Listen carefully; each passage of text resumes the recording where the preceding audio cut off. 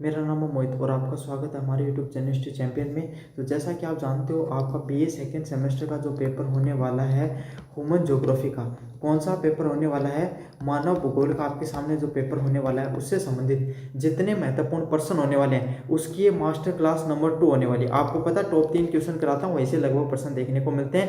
Master class 2 होने वाली है। सारा का सारा वीडियो इंपॉर्टेंट है, पूरा का पूरा जोर से देख लेना, चैनल को जोर से सब्सक्राइब कर देना भाई। साथ के साथ अपने 40,000 सब्सक्राइबर का टारगेट ले रखा, सभी बच्चे मिलकर चैनल के जो टारगेट है उसको अचीव कराने में पूरी की पूरी मदद कीजिए। साथ के कोने में जो व्यू प्रोडक्ट वाला ऑप्शन है, कौन सा व्यू प्रोडक्ट वाला ऑप्शन है, इस पर क्लिक करके अगर फ्लिपकार्ट और मित्रा से कोई प्रोडक्ट खरीदोगे सबसे ज़्यादा डिस्काउंट देखने को मिलेगा। तो जाओ और जाकर कोई प्रोडक्ट खरीदना चाहते हो तो खरीद सकते हो। चलिए शुरू करते हैं अपन क्लास को। और हाँ, ये वाली पीडीएफ आपके सामने, ये वाली जो आपकी पीडीएफ है ये आपको हमारे टेलीग्राम चैनल तो अब कुछ दिन के लिए बंद हो गया, तो व्हाट्सअप चैनल पे मिलेगी। कहाँ पर मिलेगी भाई? व्हाट्सअप चैनल है वहाँ पर डाल दी गई है। व्हाट्सअप चैनल पे मैं लिंक दे दूंगा भाई आपके सामने पीडीएफ को, वहाँ से जाकर आप क्या कर सकते हो, डाउनलोड कर सकते हो। ठीक है, चलिए शुरू करते हैं अपन क्लास को। सबसे पहले प्रश्न की बात, मानव भूगोल के अंदर नियतिवाद व साम्यवाद का जो सिद्धांत है, कौन सा, जो नियतिवाद होती है, कौन सा सिद्धांत होता है, जो नियतिवाद का जो सिद्धांत होता है और जो साम्यवाद का सिद्धांत होता है, कौन सा होता है, साम्यवाद का जो सिद्धांत होता है उससे संबंधित चीजों को आपको बताना।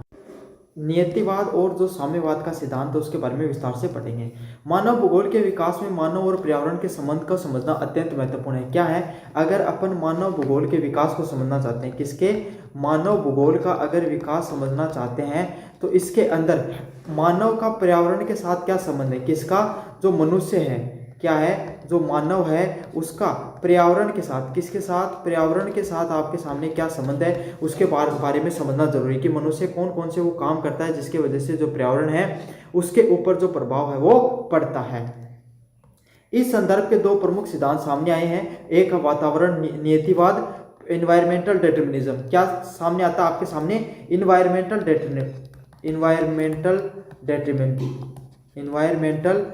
डिटर्मिनिज्म समझ में आ गया आपके सामने, जिसको क्या बोलते हैं, वातावरण नियतिवाद के नाम से जाना जाता है। अगला होता है साम्यवाद पॉसिबिलिज्म। देखो दोनों के बारे में बात करें तो वातावरण नियतिवाद यही है कि जो मनुष्य है ना वो पूरी तरीके से प्रकृति पर निर्भर करता है। क्या होता है आपके सामने? जो मनुष्य होता है, कौन होता है, जो मनुष्य होता है वो पूरी तरीके से, कैसे, पूरी तरीके से आपके सामने वातावरण पे, इन्वायरमेंट पे डिपेंड करता है। किस पे डिपेंड करता है भाई? इन्वायरमेंट पे आपके सामने जो मनुष्य है वो डिपेंड करता है।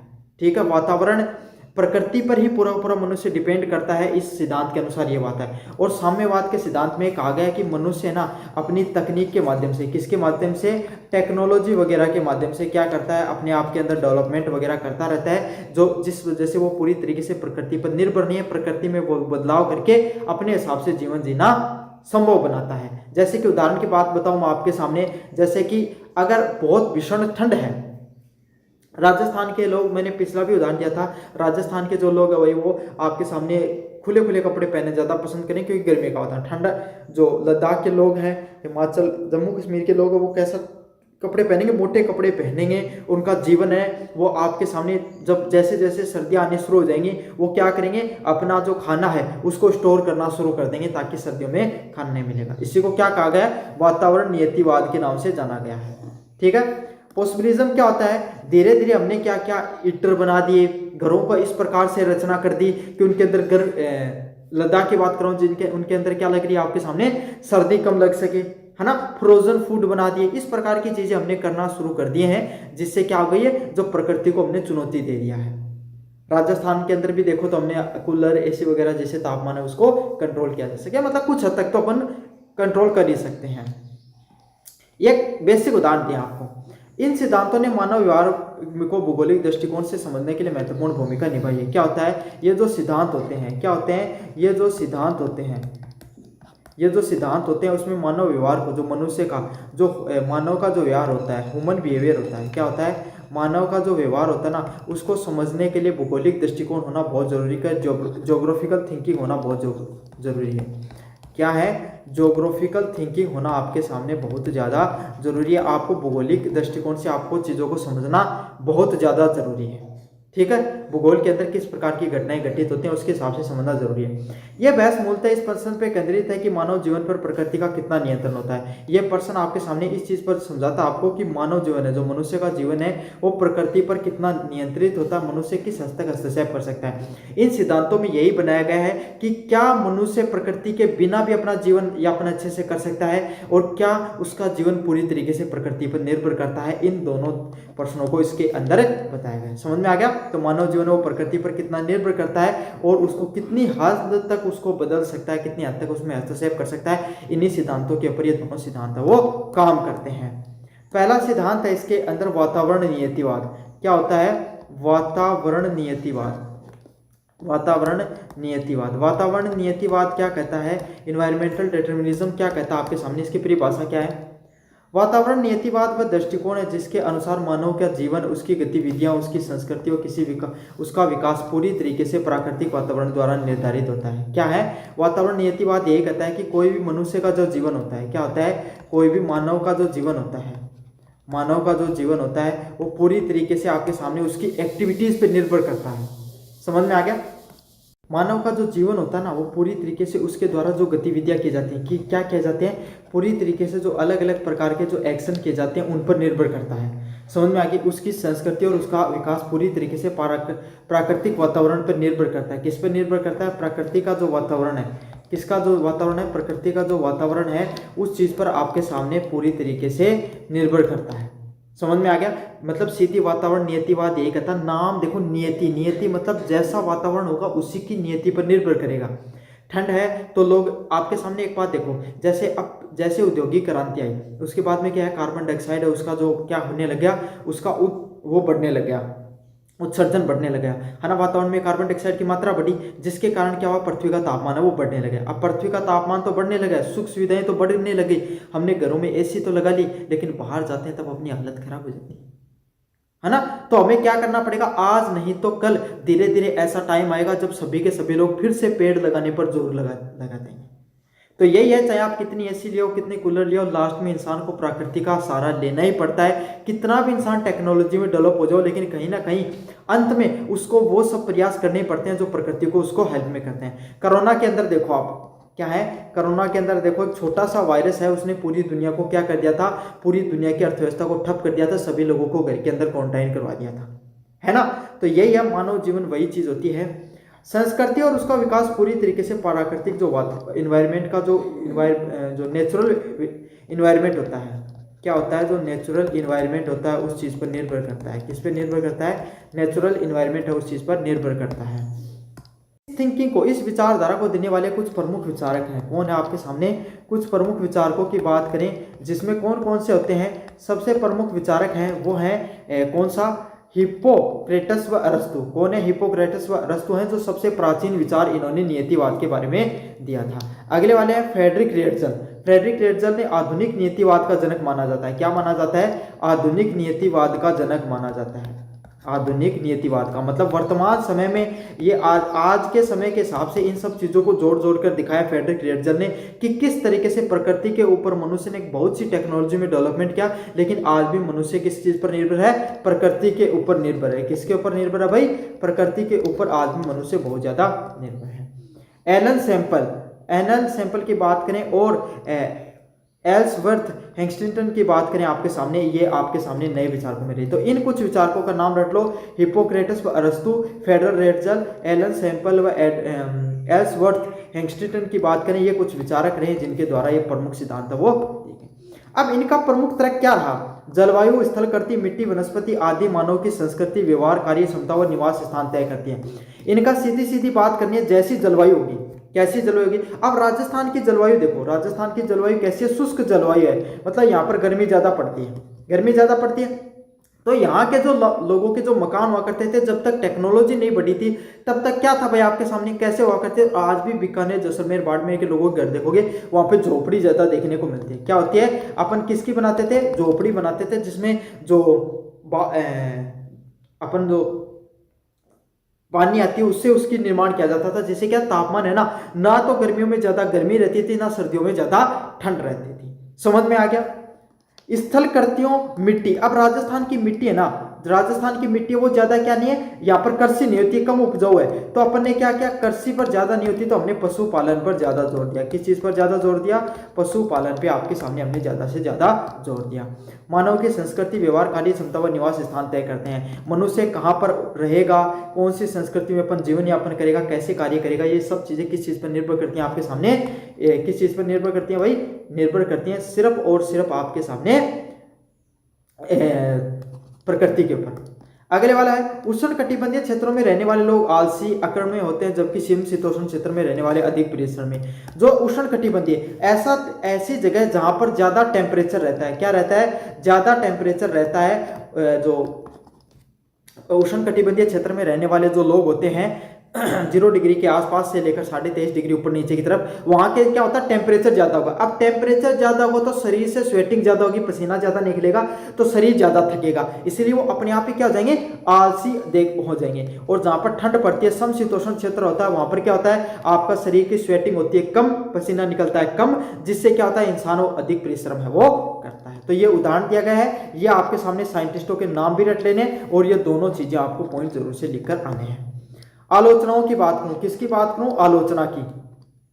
अगर इन सिद्धांतों की आलोचना की बात की जाए, यह दृष्टिकोण एक पक्षीय है। क्या है, यह दृष्टिकोण एक पक्षीय दिखाई देता है, मानव की रचनात्मकता, बुद्धि व सामाजिक विकास को नकारता है। क्या करता है, सिर्फ एक पक्ष को ही दिखाता है। क्या दिखाता है, एक पक्ष के ही विचार को दिखाने का काम करता है। मानव की जो रचनात्मकता, क्रिएटिविटी होती है, क्या होती है, जो क्रिएटिविटी होती है, उसको आपके सामने रोकता है, बुद्धि और सामाजिक विकास को रोकता है। ये सीधी सीधी ये बात कहता है कि मनुष्य ना खुद से कुछ क्रिएटिव नहीं कर सकता है सिद्धांत को, वो तो नियति पर ही निर्भर हो जाएगा, प्रकृति पर निर्भर हो जाएगा। और मनुष्य अगर सिर्फ प्रकृति पर निर्भर रहता तो मनुष्य कभी भी जंगलों से बाहर निकलकर आज एआई जैसी टेक्नोलॉजी तक नहीं बढ़ पाता।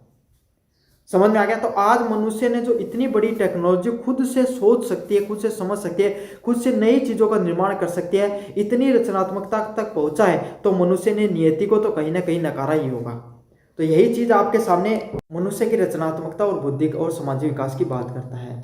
यह विचार नक्सल भेदीय उपनिवेशिक सोच को जन्म देता है। किस चीज को देता है, जो नस्ल भेद होते हैं। कौन सा भेद होता है, जो नस्ल भेद होते हैं, जो काले और गोरे के अंदर जो भेदभाव देखने को मिलता है उसके बीच में, और जो उपनिवेशिक सोच को जन्म देता है। उपनिवेशिक क्या होते हैं, जैसे अंग्रेजों ने, है ना, आपके सामने जो यूरोपीय लोग हैं, इन लोगों ने पूरी दुनिया के ऊपर क्या किया था, राज किया था। उन्होंने मान ली थी कि हमारी नियति है, हम ज्यादा समझदार लोग हैं, हम जो एशिया और अफ्रीका के लोग हैं ये इतने ज्यादा समझदार नहीं, हमें क्या इनको समझदार बनाने के लिए वहां पर क्या राज करना चाहिए। इस प्रकार की जो थिंकिंग है, क्या है, इस प्रकार की जो थिंकिंग है, उस थिंकिंग को बढ़ावा देने का काम करता है।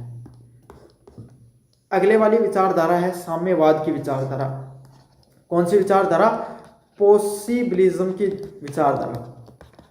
साम्यवाद वो दृष्टिकोण है, क्या है, साम्यवाद वो दृष्टिकोण है जिसके अनुसार मानव पर्यावरण के द्वारा सीमित आवश्यक होता है। क्या होता है, ये साम्यवाद की विचारधारा, पॉसिबिलिज्म की विचारधारा सीधी सीधी कहती है कि जो इन्वायरमेंट है, क्या है, इन्वायरमेंट है, किसका रोल, इन्वायरमेंट का जो रोल है ना वो बहुत ही ज्यादा लिमिटेड है, उसका कोई ज्यादा रोल होता नहीं है। मनुष्य अपनी बुद्धि, जिसमें बुद्धि, तकनीक और प्रयासों से उन सभी चीजों को पार किया जा सकता है। क्या होता है, इंसान है ना, अपनी जो इंटेलिजेंस है, क्या है, इंसान जो अपनी बुद्धि का प्रयोग करके, इंटेलिजेंस का प्रयोग करके, अपनी जो नई नई जो टेक्नोलॉजी आ रही है, क्या आ रही है, जो नई नई टेक्नोलॉजी आ रही है, इनका प्रयास करके और एफर्ट्स के माध्यम से क्या कर सकता है, नई नई चीजें हैं उनको प्राप्त करता है, विकास के नए रास्ते बना सकता है। अब मनुष्य देखो, आपके सामने मनुष्य ने पहले जंगलों में रहने वाले मनुष्य ने अपनी विचारधारा को बदला, घरों का निर्माण किया, कृषि पर निर्भरता बढ़ाई, है ना, आपके सामने नई नई तकनीकें बनाई, चांद तक पहुंच गया मनुष्य, पृथ्वी से उठकर चांद पर रहने का प्रयास कर रहा है। तो समझो कि मनुष्य ने कितना प्रयास है वो किया होगा। इनके प्रमुख विचारकों की बात करें तो पाल विडेल, डे लाप्लास जैसे जो आपके सामने साम्यवाद की विचारधारा के संस्थापक माने जाते हैं। किसको, पाल विडेल को और डे लाप्लास को आपके सामने जो साम्यवाद की विचारधारा है उसके संस्थापक माने जाते हैं। तथा लुसियन फेब्रे वो भी आपके सामने इसकी विचारधारा के प्रमुख है। कौन से, पाल विडेल और डे लाप्लास और लुसियन फेब्रे वो इसकी विचारधारा के प्रमुख विचारक हैं। मुख्य तर्कों की बात करें, प्रकृति अवसर प्रदान करती है। प्रकृति हमें क्या करती है, प्रकृति हमें अवसर देने का काम करती है, लेकिन मानव ये तय करता है कि उसे कैसे अपनाया जाए। मनुष्य क्या, प्रकृति वो उसको अवसर देने का काम करती है। क्या करती है, मनुष्य उसको नए नए आपके सामने चीज़ें, नई नई चीज़ें देने का प्रयास करती है, और मानव ये प्रयास करता है कि उन अवसरों को कैसे आपके सामने अपनाता है, कैसे आगे बढ़ने का प्रयास करता है। उदाहरण के लिए रेगिस्तान में भी मनुष्य की सिंचाई व्यवस्था में कृषि कर सकता है। क्या कर सकता है, मनुष्य में जो, अगर मनुष्य रेगिस्तान में भी मनुष्य सिंचाई करने की व्यवस्था की कृषि कर सकता है। मनुष्य क्या कर सकता है, आपके सामने जो सिंचाई करने के लिए क्या कर सकता है, मनुष्य होता है वो सिंचाई करने की सिंचाई व्यवस्था के द्वारा पाइपलाइन वगैरह लगाकर कृषि वगैरह कर सकता है। जैसे इजराइल व राजस्थान के अंदर पानी नहीं है, यहाँ पे इजराइल के अंदर तो बिल्कुल पानी नहीं है, वो क्या करता है, समुद्र के पानी है, अरब देशों के पास पानी नहीं है, समुद्र के पानी को फिल्टर कर करके क्या करते हैं, आपके सामने कृषि करते हैं। यही राजस्थान के अंदर नहर वगैरह, नहरों के माध्यम से आपके सामने कृषि की जाती है। विशेषताओं की बात करें, मानव सृजन करता है और नवाचार को महत्व देता है। मनुष्य क्या करता है, नई नई चीजों को क्रिएट करने का काम करता है। क्या करता है, आपके सामने मनुष्य सृजन करने वाला है। क्या है, मनुष्य चीज़ों को सृजनात्मक बनाता है, सृजनात्मक बनाता है मतलब नई नई चीज़ें क्रिएट करता है, और नई विचारधारा को, किसको, नवाचार को, नई नई विचारधारा को पैदा करने का काम करता है। यह दृष्टिकोण अधिक यथार्थवादी और वैज्ञानिक माना जाता है। क्या माना जाता है, ये विचारधारा होती है ना, ये अधिक यथार्थवादी होती है। क्या होती है, यथार्थवादी होती है। तो नई प्रैक्टिकल और जो साइंटिफिक थिंकिंग है वो इसके अंदर मानी जाती है, क्योंकि मनुष्य की जो क्रिएटिव थिंकिंग है वो इसी विचारधारा में, अगर इंसान नियति के ऊपर निर्भर रहेगा ना तो वो कुछ नया कर ही नहीं पाएगा। इसी के लिए ये सोच है वो ज़्यादा महत्वपूर्ण है कि इंसान है प्रैक्टिकली चीज़ों को सोचे और नई की नई चीज़ें बना सके, क्योंकि प्रकृति का ही नियम है बदलाव का। तो दृष्टिकोण की बात करें, वातावरण नियतिवाद कहती है प्रकृति ही नियति है। क्या मानती है, जो प्रकृति होती है, जो नेचर होता है, प्रकृति ही जो नियति है, इस प्रकार की मानती है कि आखिरी जो चीज है क्या है, आखिरी विचारधारा है इस सृष्टि में। अगर कुछ है तो वो क्या है, प्रकृति है, नेचर है। नेचर है तो सब कुछ है, अगर नेचर नहीं है तो कुछ नहीं है। कौन मानता है, वातावरण नियतिवाद मानता है। साम्यवाद क्या कहता है, मानव सक्रिय भागीदार है, वो नियति को मानता है कि भाई नियति का, प्रकृति का भी बहुत बड़ा महत्वपूर्ण है, लेकिन मनुष्य भी क्या करता है, समय के साथ चीजों में बदलाव करता रहता है, क्रिएटिव बनाता रहता है। मनुष्य की भूमिका, निष्क्रिय प्रतिक्रिया देने वाला। वातावरण नियतिवाद क्या होता है, लगातार आपके सामने रिएक्शन देने वाला। क्या होता है, मनुष्य को रेगुलर जो एक्शन और रिएक्शन वगैरह करते रहने पड़ते हैं। साम्यवाद के अंदर वो चीजों को एक्टिवली करता रहता है, यहाँ पर मनुष्य का कोई लेना देना नहीं है। मतलब वातावरण नियतिवाद में मनुष्य कुछ नहीं करना, बस प्रकृति जो करेगी उसी हिसाब से उसको एक्सेप्ट कर लो। जैसे कि आप खेती कर रहे हो, आपके सामने बहुत ज्यादा बारिश हो गई है ना, तो बस आप सोचो भाई मेरे खेत में तो कुछ नहीं हो सकता। लेकिन साम्यवाद की विचारधारा क्या कहती है, भाई अगर आपके बहुत ज्यादा बरसात हो गई तो आप जो पारंपरिक फसलों को उगाकर दूसरी फसलें उगाओ, है ना, नई सोच लेकर आओ। पहले क्या हुआ करता था, आपके सामने देखिए एक बहुत छोटा उदाहरण दो, नदियां होती थी ना, उसके किनारे बहुत ज्यादा बाढ़ आया करती थी, तो मनुष्य ने क्या कर दिया, बांधों का निर्माण कर दिया। अगर मनुष्य यही सोच लेता कि जो प्रकृति कर रही है तो प्रकृति की देन है, मैं तो कुछ नहीं करूंगा, तो कुछ कर पाता, क्या नहीं कर पाता। तो एक एक्टिव क्रिएटर के रूप में काम करता है किसमें, साम्यवाद में, जैसे नदियों पर बांध बनाना। पर्यावरण की भूमिका, पूर्ण नियंत्रण। क्या होता है, प्योर कंट्रोल। क्या होता है, प्योर कंट्रोल देखने को मिलता है। यहाँ पर सीमित प्रभाव, यहाँ पर कोई इतना ज्यादा नहीं प्रभाव देखने को मिलता है। ये एक पक्षी और रूढ़िवादी पुरानी विचारधारा है, ये प्रैक्टिकल थिंकिंग के रूप में मान सकते हैं इस थिंकिंग को। वातावरण नियतिवाद, साम्यवाद, मानव भूगोल के दो परस्पर विरोधी सिद्धांत है। कौन से वाले, जो नियतिवाद का सिद्धांत है, जो नियतिवाद का सिद्धांत है, और जो साम्यवाद का सिद्धांत है। कौन सा, साम्यवाद का जो सिद्धांत है, ये दो आपके सामने एकदम अपोजिट है। क्या है, एकदम आपके सामने अपोजिट थिंकिंग है। कैसी थिंकिंग है, एकदम अपोजिट थिंकिंग है, वो देखने को मिलती है। जहां नियतिवाद प्रकृति को सर्वशक्तिमान मानता है, जहां क्या करता है, जो नियतिवाद की विचारधारा होती है, कौन सी होती है, जो नियतिवाद जो प्रकृति पर निर्भर वो सबसे ज्यादा उसको महत्वपूर्ण मानती है। साम्यवाद मानव को केंद्र में रखता है। जो साम्यवाद की विचारधारा है, कौन सी विचारधारा है, जो साम्यवाद की विचारधारा है, वो क्या करती है, जो मनुष्य होता है, कौन होता है, जो मनुष्य होता है ना, उसको केंद्र में रखने का काम करता है।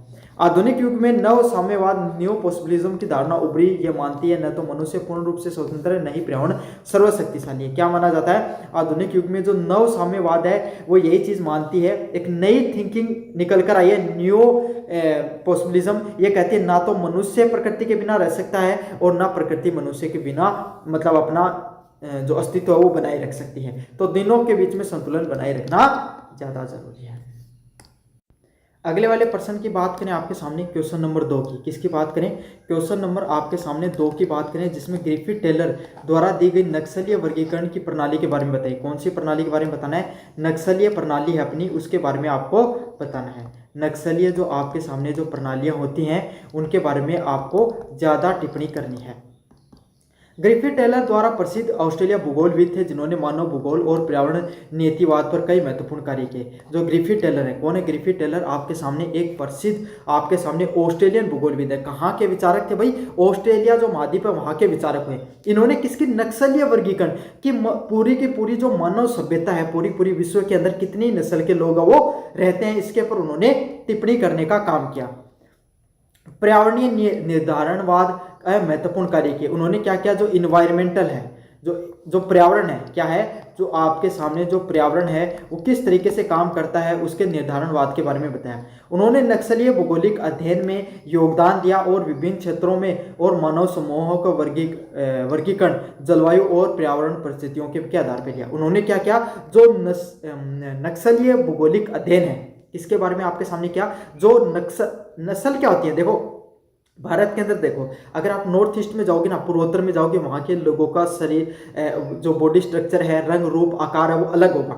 अगर आप जम्मू कश्मीर में जाओगे वहाँ पर अलग होगा, पंजाब हरियाणा है ना, मध्य प्रदेश जो मध्य भारत है उसका अलग होगा और साउथ इंडिया के लोगों का अलग होगा। तो एक भारत एक देश है, भारत सिर्फ एक देश है, उस देश के अंदर ही लोगों की अलग अलग प्रकार की जो रूप रंग आकार और संरचना देखने को मिलती है। तो इन्होंने क्या किया, इन्होंने सोचा कि हम क्या करते हैं, पूरी दुनिया के अंदर जो लोग हैं, एशिया के लोगों का अलग बॉडी स्ट्रक्चर है ना, यूरोप के लोगों का अलग है, नॉर्थ अमेरिका का अलग है, साउथ अमेरिका के लोगों का अलग है और अफ्रीका के लोगों को अलग है। तो इन्होंने अलग अलग तरीके से जो लोगों का रंग रूप आकार के आधार पर उनकी क्या की, भौगोलिक आधार पर जो नस्लों का निर्माण करने का काम किया। क्या काम किया, नस्लों का आपके सामने निर्माण करने का काम किया। उन्होंने विभिन्न क्षेत्रों के मानव समूह का वर्गीकरण जलवायु और पर्यावरण परिस्थितियों के आधार पर किया। उन्होंने क्या किया, जो अलग अलग प्रकार के जो मानव समूह पाए जाते हैं, क्या पाए जाते हैं, अलग अलग प्रकार के जो मनुष्य का जो आपके सामने ग्रुप होता है उनका वर्गीकरण किसके हिसाब से किया, उनका वर्गीकरण उन्होंने किसके हिसाब से किया, जलवायु के आधार पर करने का काम किया। किसके आधार पर करने का काम किया, जलवायु जो एनवायरमेंट होता ना उसके हिसाब से इन्होंने वर्गीकरण करने का आधार किया, के आधार पे किया तथा पर्यावरणीय परिस्थितियों के आधार पे किया। समझा कि जैसे एनवायरमेंट पे आपके सामने सिचुएशन होती है उसी के हिसाब से मनुष्य का रंग रूप है वो आकार देखने को मिलता है। ठीक है, तो कैसे कैसे मिलते हैं, ग्रिफिथ टेलर द्वारा नक्सलीय वर्गीकरण की कौन कौन सी प्रणालियां देखने को मिलती हैं। ग्रिफिथ टेलर ने मानव नस्लों का वर्गीकरण करते हुए उन्हें मुख्यतः भौगोलिक, जलवायु और पर्यावरणीय परिस्थितियों के आधार पर विभाजित किया। मनुष्य ने क्या किया, जो मनुष्य की जो नस्लें होती है ना उनको भौगोलिक आधार पे, किसके आधार पे, ज्योग्राफिकल, कैसे किया, ज्योग्राफी के आधार पे, कि जिन भौगोलिक जगह पर मनुष्य रहते हैं उन्हीं के हिसाब से उनको क्या किया, उनका आपके सामने वर्गीकरण किया। फिर जैसी जलवायु में रहते हैं उसके हिसाब से उनका वर्गीकरण किया और पर्यावरणीय परिस्थितियों के हिसाब से उनको आधार पे विभाजित करने का काम किया। इन्वायरमेंटल सिचुएशन के हिसाब से, क्योंकि जैसा वातावरण होता है वैसे मनुष्य की स्किन का कलर हो जाता है, वैसे उसका शरीर का आकार हो जाता है, उसी हिसाब से देखने को मिलता है। पहाड़ी लोगों की आपके सामने हाइट कंपैरेटिवली छोटी देखने को मिलती है, नॉर्थ ईस्ट वगैरह की, हिमाचल वगैरह। क्यों, क्योंकि पहाड़ी क्षेत्र के लोग होते हैं, ज़्यादा बड़ा शरीर होगा, पहाड़ों वगैरह पे चढ़ने पे आपके सामने बहुत ज़्यादा मेहनत करनी पड़ती है, तो ज़्यादा शरीर में ज़्यादा बड़ा शरीर, ज़्यादा ऊर्जा लगेगी, इसलिए उनकी कंपेरेटिवली हाइट कम होती है आपके सामने, है ना। गठीला शरीर होता है जिससे क्या है, शरीर में कम ऊर्जा लगती है और ज़्यादा मेहनती होते हैं वो लोग। तो जैसी इंसान की भौगोलिक परिस्थितियाँ होंगी, जैसा इन्वायरमेंट होगा, उसी के हिसाब से उनको विभाजित किया गया। उनका मानना था किसी क्षेत्र में जलवायु भौगोलिक दशाएं मानव के शरीर, सामाजिकता व सांस्कृतिक गुणों को प्रभावित करते हैं। उनका क्या मानना था, अगर कोई जगह होती है, कोई भी क्षेत्र के हिसाब से, कोई भी क्षेत्र या जलवायु के हिसाब से वहाँ की क्या देखने को मिलती है, वहाँ का मनुष्य होती है उसका शरीर का आकार वैसा देखने को मिलता है, सामाजिक वो काम करेंगे ना वैसे। राजस्थान के लोगों के अंदर हमेशा से क्या रही, जो अपनी मातृभूमि के लिए लड़ाई लड़ने की इनके अंदर क्या रही भाई, भावना रही। क्यों रही भाई, सामाजिकता की भावना ज्यादातर इनके अंदर, क्योंकि ऐसी सामाजिकता की भावना आपके सामने इसीलिए देखने को मिली इनके अंदर, ताकि क्या रहा कि आपके सामने जो एक तो पश्चिमी सीमा पर रहते थे, तो सबसे ज्यादा पश्चिमी सीमा पर भारत पे आक्रमण हुए, आपको भी पता है, एक चीज ये भी रही। दूसरी बात, हमें अपनी जो मिट्टी है उससे प्यार इतना ज्यादा इसीलिए भी था क्योंकि हमें पता था, इस मिट्टी से ही आपके सामने जो ये वातावरण ऐसा है राजस्थान का, इतना जो मुश्किल परिस्थितियां हैं, इसीलिए हमें अपनी मातृभूमि की जो वैल्यू है वो महत्व है वो पता था। और यहाँ के लोगों की जो थिंकिंग वो इतनी टफ थी इस वातावरण की वजह से, इसीलिए इन्होंने सबसे ज़्यादा युद्ध भी लड़े। यही सांस्कृतिक गुण भी देखने को मिलते हैं। तो ग्रिफिथ टेलर ने क्या किया, पूरी दुनिया में अलग अलग जो लोगों का जो उसमें बांटने का काम किया। उन्होंने दुनिया की मानव जातियों को अलग अलग वर्गीकरणों में बांटने का काम किया। सबसे पहले कौन से लोगों को बांटा, मध्य अक्षांश में रहने वाले लोग। कहाँ पर रहने वाले, मध्य जो अक्षांश होते हैं, क्या होते हैं, जो अक्षांशीय लोग होते हैं उनके लिए। मध्य अक्षांश में रहने वाले लोग यूरोप, उत्तरी अमेरिका में रहते हैं। कौन सा क्षेत्र होता है उनका, यूरोप में रहते हैं और उत्तरी अमेरिका में रहते हैं। ठीक है, यह नक्सल विकसित शिक्षित तकनीकी रूप से मानी जाती है। देखो सबसे पहले जो आपके मध्याकांक्षीय लोग हैं ना, यूरोप और उत्तरी अमेरिका के, तो सबसे पता आपको इंडस्ट्रियल रिवॉल्यूशन यहाँ पर आई। साइंस एंड टेक्नोलॉजी में इन लोगों ने सबसे पहले जो मॉडर्न टेक्नोलॉजी है, मॉडर्न साइंस और क्रिएटिव थिंकिंग है, उसमें सबसे पहले कौन लोग आगे बढ़े भाई, यही लोग आगे बढ़ते हैं। कौन, मध्य अक्षांश के लोग। कौन से, मध्य अक्षांश के जो आपके सामने जो लोग होते हैं वही सबसे पहले डेवलपमेंट करते हैं। कहाँ के, यूरोप और उत्तरी अमेरिका के, और यही टेक्नोलॉजी रूप से सबसे ज़्यादा आगे बढ़ते हैं। ठीक है, उन्नत और जलवायु के अनुकूल मानी जाती। क्यों, इन लोगों ने इतना आपके सामने डेवलपमेंट क्यों किया, क्योंकि इनके डेवलपमेंट करने के पीछे इन्वायरमेंट का भी बहुत बड़ा योगदान था। ज़्यादा गर्म टेम्परेचर रहता नहीं था, एकदम ठंडी और जो अनुकूल जलवायु है, इसके वजह से यहाँ पे रहन सहन भी सही है, आसानी से रह सकता है और मनुष्य अपना दिमाग क्रिएटिव थिंकिंग के अंदर लगा सकता है। अगला है उष्णकटिबंधीय जो ट्रॉपिकल रेस, अफ्रीका, दक्षिण एशिया व दक्षिण अमेरिका के लोग। जैसे प्रमुख अफ्रीका का तो पूरा महाद्वीप आ गया, साउथ अमेरिका हो गया, तंजानिया हो गया, है ना, कोंगो हो गया, जितने भी देश होते हैं सब। मध्य दक्षिण एशिया की बात करें तो इसमें भारत, बांग्लादेश, पाकिस्तान, है ना, श्रीलंका, ये जो निचले जो महाद्वीप, इंडोनेशिया वगैरह, है ना, म्यांमार वगैरह, ये सब दक्षिण एशिया के देश होते हैं। और दक्षिण अमेरिका में ब्राजील, अर्जेंटीना, उरुग्वे जैसे देश हैं वो देखने को मिलते हैं, है ना। तो यही होता है दक्षिण जो अफ्रीका के देश, दक्षिण एशिया और दक्षिण अमेरिका के जो देश होते हैं वो किस में आते हैं, उष्णकटिबंधीय थिंकिंग में आते हैं। गर्म जलवायु में रहने वाले लोग सरल जीवन और प्राकृतिक संसाधनों पर ज्यादा निर्भरता। क्यों है इन लोगों की प्राकृतिक संसाधनों पर ज्यादा निर्भरता, क्योंकि आपके सामने इन देशों में प्राकृतिक संपदा मिलती भी सबसे ज्यादा है। अफ्रीका है, सबसे ज्यादा प्राकृतिक चीजें मिलेंगी। दक्षिण एशिया, भारत, बांग्लादेश, पाकिस्तान में मिलती है। और दक्षिण अमेरिका आप देखो, ब्राजील से क्या होके जाती है, आपके सामने अमेजोन नदी मिलती है। तो प्राकृतिक चीजें यहाँ पर ज्यादा मिलती हैं, इसीलिए प्रकृति पर ये लोग ज्यादा निर्भर रहे। गर्म जलवायु थी, इनको ज्यादा क्रिएटिव थिंकिंग लगाने की जरूरत ही नहीं पड़ी। क्यों, क्योंकि प्रकृति ने इनको पहले से सब कुछ दे रखा था।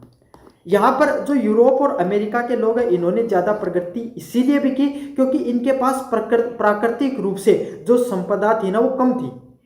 यूरोप के पास प्राकृतिक रूप से जो कच्चा माल कम देखने को मिलता था, इसीलिए तो वो भारत, है ना, अफ्रीका जैसे देशों में उपनिवेशवाद की विचारधारा पनपी। क्योंकि अगर उनके पास भी कच्चा माल होता तो औद्योगिक क्रांति से वहीं पर अपना सामान बना लेते, वहीं पर बेच देते। कच्चा माल उनके पास था नहीं, तो उसकी खोज में ये अलग अलग देशों में गए और वहां पर राज किया अपने आप, और वहां से पैसा कमाया। उसी पैसे को साइंस व टेक्नोलॉजी को बढ़ाने में आगे बढ़ाया। समझ में आ गया। तो यही कहते हैं ना, मजबूरी जो आविष्कार की जननी होती है वो चीज देखने को मिलती है। शीत कटिबंध, कोल्ड एंड पोलर रेस, जो अंटार्कटिका क्षेत्र होता है, इनपुट लैब्स के अंदर कठोर जलवायु में रहने वाले लोग सीमित संसाधनों में जीवन जीते हैं और सरल तकनीक के साथ जीवन जीते हैं। कैसे, हार्ड इन्वायरमेंट होता है। कैसा इन्वायरमेंट होता है, हार्ड इन्वायरमेंट देखने को मिलता है। कैसा देखने को मिलता है, हार्ड इन्वायरमेंट वो देखने को मिलता है। सीमित संसाधन है, क्या है, लिमिटेड रिसोर्सेज होते हैं। कैसे रिसोर्सेज होते हैं, लिमिटेड रिसोर्सेज देखने को मिलते हैं। जीवन इनका कैसा होता है, आसान जीवन होता है और सरल टेक्नोलॉजी, सिंपल टेक्नोलॉजी होती है। कैसी टेक्नोलॉजी होती है, सिंपल टेक्नोलॉजी है वो देखने को मिलती है। समझ में आ गया। जो लोग होते हैं ना वो ठंडे जलवायु में रहते हैं। साथ के साथ आपके सामने इन लोगों, कम लोग वहां पर रहते हैं। भाई अंटार्कटिका वगैरह के अंदर कितनी ठंड पड़ती है, तो उसी के हिसाब से अपना जीवन है वो यापन करते हैं। जो ग्रिफिथ टेलर के द्वारा जो आपके सामने वर्गीकरण किया गया, उसकी क्या प्रमुख विशेषताएं हैं। यह वर्गीकरण जलवायु, पर्यावरण को मानव नस्लों के विकास के प्रमुख कारण को मानती है। क्या करती है, ये जो थिंकिंग है ना, एक यही बताती है कि मनुष्य का जलवायु के हिसाब से, किसके हिसाब से? मनुष्य है उसका जो आपके सामने जलवायु और पर्यावरण के हिसाब से, जलवायु व पर्यावरण के हिसाब से क्या देखने को मिलता है? जो आपके सामने विकास देखने को मिलता है। जो मनुष्य का जो डेवलपमेंट होता है ना, मनुष्य का जो डेवलपमेंट होता है वो कैसे होता है, किसके हिसाब से होता है? जलवायु और आपके सामने पर्यावरण के हिसाब से होता है। किसके हिसाब से होता है? जलवायु और पर्यावरण के हिसाब से आपके सामने डेवलपमेंट देखने को मिलता है। इन्होंने नक्सलीय गुणों का विकास किया, प्राकृतिक दशाओं को एक साथ जोड़ने का काम किया। इन्होंने क्या किया? जो नक्सलीय गुण होते हैं, नस्लीय जो गुण होते हैं, नक्सलीय थिंकिंग होती है और जो प्राकृतिक दशाओं को एक साथ जोड़ने का काम किया है। यह वर्गीकरण वैज्ञानिक दृष्टिकोण को बढ़ता हुआ कदम था, लेकिन आज के मापदंडों इन्हें आंशिक रूप से वैज्ञानिक व आंशिक रूप से विवादास्पद भी बताते हैं। क्या कहते हैं? ये वैज्ञानिक दृष्टिकोण से, ये पहले के समय आपके सामने ये जो थिंकिंग थी वो बहुत सही थी, लेकिन आज के रूप में अगर आज के समय देखें तो चाहे एशिया के लोग हों, एशिया में भी चाइना सबसे ज़्यादा यूरोपीय देशों और अमेरिकन देशों को आपके सामने टक्कर देने का काम कर रहे हैं। आज भारत जैसे देश और जो दक्षिणी अमेरिका के देश हैं उन देशों में भी काफ़ी प्रगति की है और धीरे धीरे अफ्रीकन देश है वो भी टक्कर में आ रहे हैं, विकासशील देशों की श्रेणी में आ रहे हैं। तो पहले जब प्रकृति के ऊपर ज़्यादा निर्भरता थी तब ये सिद्धांत ज़्यादा सही लगते थे। क्या थे? जब ये सिद्धांत हैं तब ज़्यादा अच्छे लगते थे, लेकिन आज के वर्तमान परिप्रेक्ष्य में बताऊं मैं आपको, वर्तमान में परिप्रेक्ष्य इन सिद्धांतों का कोई ज़्यादा महत्व नहीं है। वर्तमान में परिप्रेक्ष्य में सभी देश एक दूसरे के बराबर हैं। आलोचना की बात करें, यह प्रणाली नक्सली भेदभाव की संभावना को जन्म देती है। क्या क्या करती है? जो नक्सलीय थिंकिंग होती है, कौन सी थिंकिंग होती है? जो नक्सलीय भेदभाव की थिंकिंग होती है, नक्सलीय विचारधारा होती है, उस नक्सलीय विचारधारा को आगे बढ़ाने का काम करती है। आधुनिक मानव भूगोल में नस्ल के बजाय संस्कृति, समाज और परिस्थितियों को प्राथमिकता दी जाती है। अगर वर्तमान समय की बात करें, किसकी बात करें? आधुनिक समय की बात करें। आधुनिक समय की अगर मैं आपके सामने बात करूं तो आधुनिक समय में किस चीज़ पर ज़्यादा जोर दिया जाता है भाई? संस्कृति पर। किस चीज़ पर जो ज़्यादा लोग जोर देते हैं? जो नई नई आपके सामने संस्कृति आती है उस पर, जो समाज हो गया उस चीज़ पर ज़्यादा जोर दिया जाता है, और जो अलग अलग प्रकार की जो परिस्थितियां हैं उस चीज़ों पर ज़्यादा जोर दिया जाता है। ग्रिफिथ टेलर का वर्गीकरण कुछ हद तक तो नवनियतिवाद से भी जुड़ा हुआ है, लेकिन जहां वे मानते हैं कि मानव पर्यावरण की सीमाओं में रहकर प्रगति कर सकता है। अच्छा, यह जो ग्रिफिथ टेलर का जो सिद्धांत है वो केवल और केवल सिर्फ नियतिवाद को ही नहीं मानता है। नियतिवाद मतलब इस बात को ही नहीं कहता है कि मनुष्य वो पूरी तरीके से प्रकृति पर निर्भर करता है। उनका यह भी मानना है कि मनुष्य क्या कर सकता है? प्रकृति पर भी निर्भर है, लेकिन प्रकृति से बाहर रहकर भी अपना कुछ ना कुछ डेवलपमेंट तो वो कर सकता है। तो मनुष्य को जो पर्यावरण से बाहर निकलकर जो प्रगति करने की बात ये जो सिद्धांत है वो करता है। निष्कर्ष की बात करें, किसकी बात करें आपके सामने? निष्कर्ष की आपके सामने अगर मैं बात करूं, ग्रिफिथ टेलर द्वारा दी गई नक्सलीय वर्गीकरण प्रणाली मानव भूगोल द्वारा प्रारंभिक विकास में एक महत्वपूर्ण प्रयास है। क्या है? जो ग्रिफिथ टेलर है, कौन है? जो ग्रिफिथ टेलर हैं। ग्रिफिथ टेलर के द्वारा जो नक्सलीय वर्गीकरण प्रणाली का जो सिद्धांत दिया गया, कौन सा? नक्सलीय प्रणाली का जो सिद्धांत दिया गया, ये प्रारंभिक विकास में एक महत्वपूर्ण प्रयास था, जो आज के समय जो नया टेक्नोलॉजी और जो नया डेवलपमेंट का जो विकास हो रहा है उसके लिए बहुत महत्वपूर्ण प्रयास था। हालांकि आज इसे आधुनिक मापदंडों के अनुसार उद्यतन व संवेदनशील रूप में भी देखा जा सकता है, लेकिन आज के समय देखें तो इतना ज़्यादा जरूरी नहीं है। समय के साथ चीज़ों में बदलाव देखने को मिला है। चलिए अगले वाले प्रश्न की तरफ बढ़ते हैं। क्वेश्चन नंबर 3 की तरफ। मोस्ट इंपोर्टेंट है, मानव विकास सूचकांक HDI क्या है? इसके प्रमुख घटक व महत्व के बारे में बताइए। किसके बारे में बताना आपके सामने? HDI है, ह्यूमन डेवलपमेंट इंडेक्स। कौन सा इंडेक्स? ह्यूमन डेवलपमेंट इंडेक्स है। ह्यूमन डेवलपमेंट जो इंडेक्स होता है उसके बारे में अगर मैं आपको बताऊं तो ह्यूमन डेवलपमेंट इंडेक्स के बारे में आपको विस्तार से बताना है। इसके प्रमुख घटक क्या होते हैं, इसके प्रमुख घटक कौन से होते हैं तथा इसका महत्व क्या होता है उसके बारे में आपको विस्तार से बताना है। काफ़ी ज़्यादा मोस्ट इंपॉर्टेंट प्रश्न है। What is the human development index? Describe it's component and significance. इसके क्या क्या कंपोनेंट होते हैं प्रमुख और इसका क्या क्या सिग्निफिकेंस है उसके बारे में आपको विस्तार से बताना है। चलिए मानव विकास सूचकांक की बात करें। किसकी बात करें? मानव विकास सूचकांक होता है जो HDI होता है, ह्यूमन डेवलपमेंट इंडेक्स होता है। कौन सा होता है? जो मानव विकास सूचकांक है, मानव विकास जो सूचकांक है उसकी बात करें, ह्यूमन डेवलपमेंट इंडेक्स की बात करें तो संयुक्त राष्ट्र विकास कार्यक्रम द्वारा विकसित एक व्यापक सूचकांक है। कैसा है? ये किसके द्वारा बनाया गया है? संयुक्त राष्ट्र विकास कार्यक्रम के द्वारा बनाया गया है। UNDP, United Nation Development Programme के द्वारा इसका निर्माण कराया गया है। देखो नाम से पता चल रहा होगा मानव के विकास का सूचकांक कि मनुष्य के द्वारा कितना विकास किया गया, उसको मापने के लिए कोई ना कोई सूचकांक का निर्माण किया गया, कोई ना कोई आपके सामने जो कोई इंडेक्स है उसको बनाया होगा, जो किसी देश की आर्थिक प्रगति के साथ साथ उसकी सामाजिक प्रगति को भी नापता है। ये जो इंडेक्स है क्या है, ये जो इंडेक्स है ना वो ये चीज देखता है कि कोई भी देश है ना उसने कितनी आर्थिक रूप से प्रगति करी है, क्या किए उसने कितनी आर्थिक रूप से प्रगति की है, साथ के साथ उसने सामाजिक रूप से भी कितनी प्रगति की है। किससे की है, सामाजिक रूप से भी कितनी प्रगति करने का काम किया है, सामाजिक रूप से भी उसके द्वारा कितनी प्रगति की गई है उस देश के द्वारा, उसके बारे में भी नापने का काम करता है। पहली बार 1990 के अंदर पाकिस्तानी अर्थशास्त्र महबूब उल हक और भारतीय अर्थशास्त्र अमर्त्य सेन के सहयोग से इसका निर्माण किया गया। इसका नाम निर्माण कब किया गया, 1990 के अंदर। जो पाकिस्तान के अर्थशास्त्री हैं महबूब उल हक और भारतीय अर्थशास्त्री जो अमर्त्य सेन है ना, उन्होंने सबसे पहले इस प्रकार के कोई एक इंडेक्स सूचकांक को निर्माण करने की बात की गई, जिसमें क्योंकि दुनिया के जितने भी सूचकांक है वो लगभग क्या नापते हैं, आर्थिक प्रगति। क्या नापते हैं, आर्थिक प्रगति को नापते हैं। किसको नापते हैं, आर्थिक प्रगति को नापने का काम करते हैं। समझ में आ गया कि मनुष्य ने कितना पैसा कमाया, क्या किया, क्या नहीं किया। आर्थिक प्रगति उसके साथ साथ सामाजिक प्रगति को नापने का काम करता है। समाज में कैसे कैसे धीरे धीरे प्रगति होती है उसको भी नापने का काम करता है। समझ में आ गया, पहले लगभग आर्थिक प्रगति को नापना किया जाता था। एसडीआई के मानव जीवन के 3 मूलभूत आयाम क्या है, जो कोई भी मनुष्य होता है, क्या होता है, कोई भी ह्यूमन बीइंग होता है, कोई भी मनुष्य होता है ना, उसको जीवन यापन करने के लिए 3 चीजों की जरूरत होती है। एक होता है अच्छा स्वास्थ्य मिले, अच्छा शिक्षा मिलनी चाहिए, और उसका जीवन स्तर मतलब वो जिस प्रकार का जीवन मिल रहा है उसको, क्या अच्छी सड़कें हैं जीवन जीने के लिए, क्या उसके पास अच्छा स्वास्थ्य है, क्या वो उसको रोजगार मिल पा रहा है, क्या वो अपने जीवन से खुश है। इस प्रकार की चीजों को उसमें नापा जाता है। जीवन स्तर में स्वास्थ्य भी नापा जाता है और शिक्षा भी नापी जाती है। क्या कोई भी देश है वो अपने देश के लोगों को मूलभूत सुविधाएं प्रदान कर पा रहा है या नहीं कर पा रहा, स्वास्थ्य की मुफ्त के अंदर। जैसे कोई इंसान है भाई, वो अपनी क्या है अच्छे प्राइवेट हॉस्पिटल में अपना इलाज नहीं करा सकता, तो क्या सरकारी संस्थाएं इतनी मजबूत है कि वो फ्री में उनका इलाज करा सके और उतना ही अच्छी उनका हो पाए।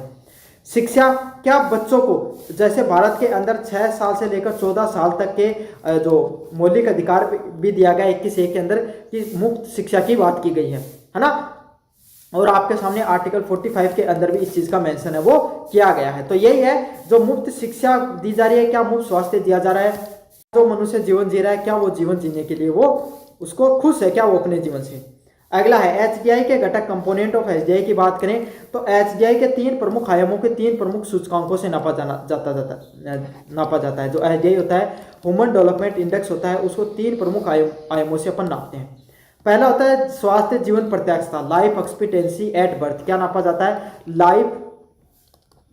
लाइफ एक्सपेक्टेंसी, कि कोई भी इंसान जब जन्म लेता है, जो मनुष्य का जो जीवन होता है उसकी प्रत्याशा, कितना जीवन लंबा जीवन है वो जीवन जिएगा, उसके जीवन जीने की कितनी संभावना है। जैसे जापान जैसे देश में लोग 100 साल बहुत आम तरीके से जी जाते हैं, भारत जैसे देश में 60-70 साल ही उतना जीवन है वो जी पाते हैं। तो यही है कि कोई भी देश है उसके अंदर लोग अपना जीवन है उसको कितने सालों तक, कितना लंबे समय तक, कितनी लंबी अवधि तक जीवन जी पाते हैं। स्वास्थ्य जीवन प्रत्याशा की बात करता है। शिक्षा में क्या देखा जाता है, औसत स्कूली शिक्षा, मतलब एक बच्चा जब स्कूल के अंदर एडमिशन लेता है, क्या लेता है, एक बच्चा जब स्कूल के अंदर एडमिशन लेता है, किसके अंदर एडमिशन लेता है, जब स्कूल के अंदर एडमिशन लेता है तो वो कौन सी क्लास तक शिक्षा प्राप्त करता है, क्या वो 6ठी में छोड़ रहा है, क्या वो 10वीं क्लास तक पढ़ रहा है, क्या वो 12वीं क्लास तक पढ़ रहा है, क्या वो ग्रेजुएशन तक जा रहा है ना। तो कब तक वो पढ़ाई कर रहा है, वही औसत स्कूली शिक्षा को आपके सामने बात करता है। समझ में आ गया। जीवन स्तर, लोगों का जो जीवन है क्या है, लोगों का आपके सामने जो जीवन है उसका स्तर कैसा है। प्रति व्यक्ति सकल राष्ट्रीय आय पर, जो आपके सामने पर जीडीपी होती है, जो आपके सामने पर कैपिटा इनकम होती है, पर कैपिटा इनकम, क्या करना, पर कैपिटा इनकम होता है ना, उसको आपके सामने पर कैपिटा इनकम को नापना कि प्रति व्यक्ति सकल राष्ट्रीय आय कितनी, आपके सामने कि प्रति व्यक्ति कितने रुपए कमाते हैं, क्या कमाते हैं, प्रति व्यक्ति है वो कितना रुपए उनके द्वारा कमाया जाता है। समझ में आ गया, काफ़ी ज़्यादा मोस्ट इंपॉर्टेंट है भाई, इसको जीवन स्तर के नाम से जाना जाता है। इन 3 सूचकांकों में 0 से 1 मापा जाता है और औसत स्तर से एचडीआई निकाला जाता है। मतलब जीवन प्रत्याशा, शिक्षा, स्वास्थ्य और आपके सामने जीवन स्तर, उनको 0 से 1 के बीच में रेटिंग दी जाती है। और जैसे इनके आपके सामने रेटिंग की बात करूं, यहाँ पर 0.5 मिल गई, यहाँ पर भी 0.5 मिल गई, यहाँ पर 0.75 कर ली, तो एक 1.75 कर दी, इसको 3 से डिवाइड करके आपके सामने इसका एवरेज है वो निकाल लिया। समझ में आ गया आपके सामने। तो इस तरीके से एवरेज निकाला जाता है उनका। एचडीआई इंडेक्स की बात करें, एचडीआई का वर्गीकरण जो ह्यूमन डेवलपमेंट इंडेक्स होता है, इसके वर्गीकरण की बात करें 2024 के हिसाब से 0.88 से अधिक बहुत उच्च मानव विकास, मतलब ऐसे देश जिनके एचडीआई इंडेक्स के अंदर जो रैंकिंग है वो एवरेज स्कोर है 0.8 से ऊपर मिलता है, वो देश क्या है, बहुत ज़्यादा विकसित है, या बहुत वहाँ पर मानव विकास, ह्यूमन डेवलपमेंट है वो बहुत तेजी से हो रहा है। वहाँ पर रहने वाले लोग अपने जनजीवन से बहुत ज़्यादा खुश हैं। अगले वाले देश है जिनका आपके सामने स्कोर है वो 0.7 से लेकर 0.1 के बीच में देखने को मिलता है। यहाँ पर क्या होता है, उच्च मानव विकास, हाई ह्यूमन डेवलपमेंट, क्या होता है, हाई ह्यूमन डेवलपमेंट देखने को मिलता है। क्या देखने को मिलता है, हाई ह्यूमन डेवलपमेंट है वो देखने को मिलता है कि मनुष्य है ना, उनका जीवन अच्छा तो है लेकिन उन देशों जितना अच्छा नहीं है। या इस रैंकिंग में लगभग आपके सामने स्विट्जरलैंड, नॉर्वे जैसे देश आपके सामने, न्यूजीलैंड, स्विट्जरलैंड, नॉर्वे जैसे देश अक्सर देखने को मिलते हैं। या उच्च मानवता वाले देश में अमेरिका जैसे देश, यूरोप के देश देखने को मिलते हैं। अगले वाले देश होते हैं मध्यम मानव विकास, मीडियम, 0.55 से लेकर 0.7 तक लगभग आपके सामने कौन से हैं, जिन देशों के अंदर आप रहोगे तो आपका जीवन ठीक ठाक रहेगा। समझ में आ गया।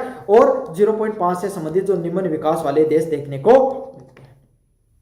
अगर भारत की बात करें 2023 के अंदर जो रिपोर्ट आई थी, इसमें जो नई वाली रिपोर्ट को अपडेट नहीं किया भाई, आप एक बार देख लेना। तो भारत का जो एचडीआई का स्कोर था, क्या था, ह्यूमन डेवलपमेंट इंडेक्स में जो एचडीआई का स्कोर था वो कितना था, लगभग आपके सामने 134वां स्थान था 193 देशों में। अपना स्कोर कैसे था, मध्यम मानव विकास वाले देशों में। हम तो मध्यम विकास में ही रह रहे हैं, हम इस विकास से बाहर नहीं आ रहे, मध्यम विकास से। समझ में आ गया। मतलब हमारे देश में रहोगे तो आपको ठीक ठाक जीवन मिल जाएगा। यहाँ चुनौतियां भी हैं, है ना, संघर्ष भी है, लेकिन आपका थोड़ा बहुत विकास भी हो जाएगा। ठीक है, मध्यम मानव विकास देखने को मिलता है। एचडीआई का महत्व, सिग्निफिकेंस ऑफ एचडीआई, विकास का व्यापक दृष्टिकोण, केवल आय नहीं बल्कि स्वास्थ्य व शिक्षा को भी विकास का आधार माना गया। क्या माना गया कि केवल आय नहीं मानी गई, सिर्फ पैसे कमाने को आधार नहीं माना गया, इसमें मनुष्य का जीवन कैसा है। पैसा तो कोई भी देश है उसमें जीडीपी से नाप दिया जाता है, लेकिन जीडीपी में सबसे बड़ा योगदान किसका होता है, वो 1-2% जो पूरी जनसंख्या के जो उद्योगपति होते हैं ना, जिनके पास अरबों खरबों की क्या होती है, संपत्ति होती है, उसके वजह से जो जीडीपी उसकी ग्रोथ तो दिख जाती है, लेकिन जो आम जनता होती है उनके पास इतना पैसा नहीं होता है। इसका नापने के लिए जो स्वास्थ्य और शिक्षा को भी विकास का आधार बनाया गया। क्या बनाया गया, शिक्षा और स्वास्थ्य के को भी आधार बनाया गया, ताकि ये पता चल सके कि पूरा ओवरऑल कितना डेवलपमेंट हो रहा है कोई देश के अंदर।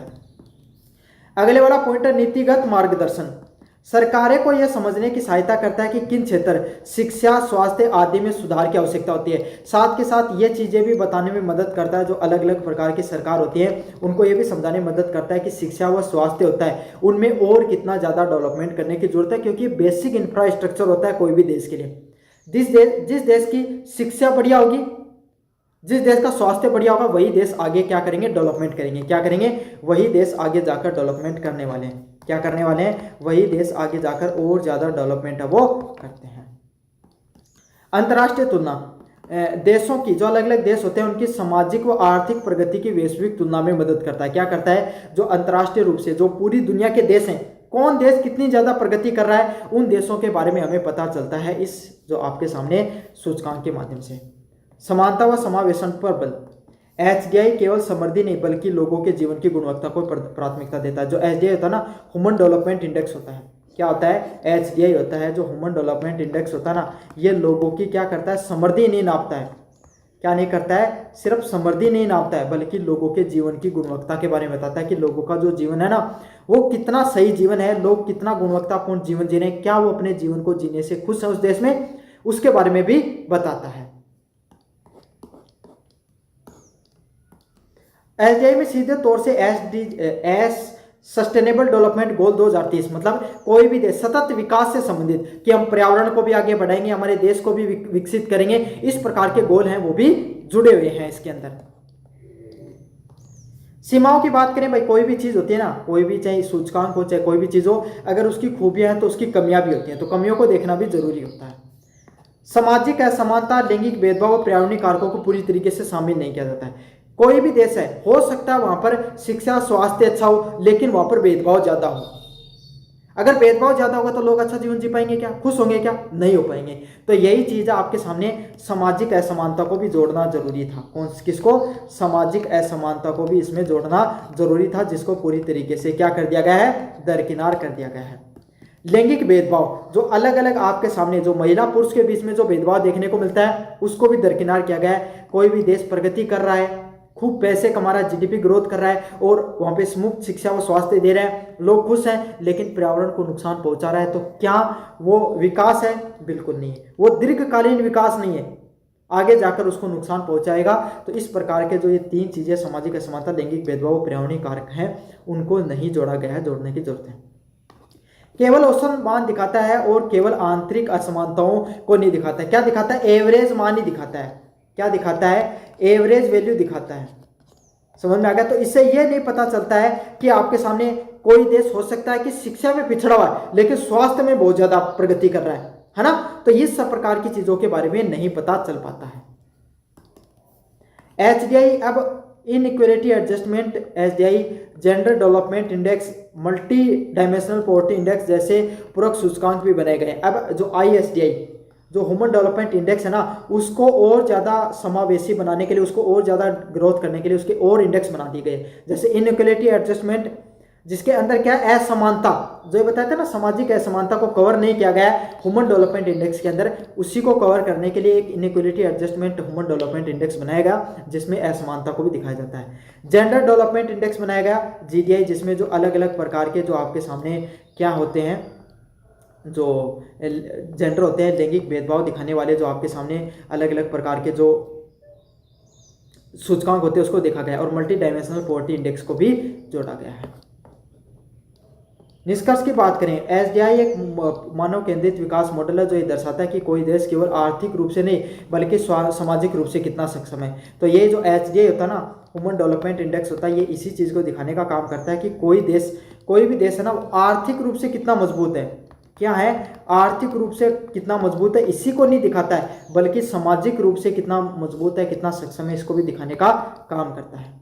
यह अलग अलग प्रकार की नीतियों के निर्माण करने पर मदद करता है, जीवन की गुणवत्ता को बढ़ाने पर जोर देता है, और समय के विकास में ऐसे बहुआयामी सूचकांक और ज़्यादा महत्वपूर्ण हो जाते हैं। क्या होता है? समय के साथ जैसे जो क्योंकि समय में बदलाव आ रहा है, तो इस प्रकार के जो डेवलपमेंट इंडेक्स है वो बहुत ज़्यादा जरूरी है। ये थी आपके सामने ह्यूमन ज्योग्राफी है, उसकी क्लास। कैसी लगी आपको क्लास? जरूर से बताना, चैनल को जरूर से सब्सक्राइब कर देना।